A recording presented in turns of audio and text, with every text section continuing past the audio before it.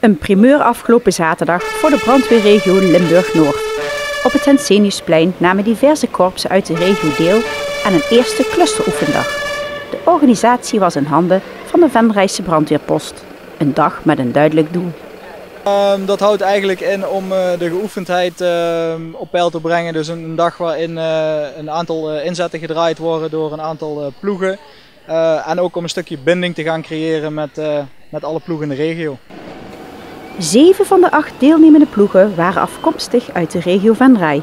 Het brandweerkorps uit Vierlingsbeek uit Brabant was als gast uitgenodigd. Voor de deelnemers was het ook een bindingsdag om kennis te maken met andere korpsen.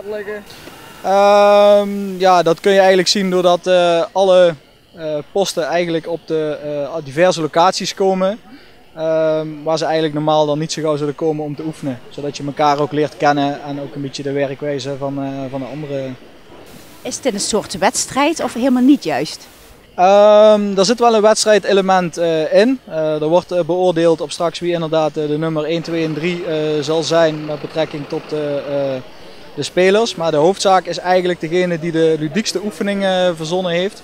Ja, die wint eigenlijk de prijs en heeft als goed is ook de eer om volgend jaar de nieuwe dag te organiseren. Maar wat moeten ze dan doen bijvoorbeeld op zo'n dag? Er worden een aantal oefenscenario's geschreven op de 3 basistaken. Dus zijn de ongevalgevaarlijke stoffen IBGS, technische hulpverlening THV of een oefening brand. En deze oefeningen die worden allemaal gedaan door vrijwilligers of zijn het echt professionals vandaag?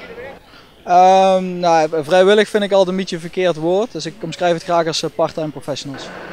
Voor brandweerkorpsen is het van belang dat zij regelmatig trainen.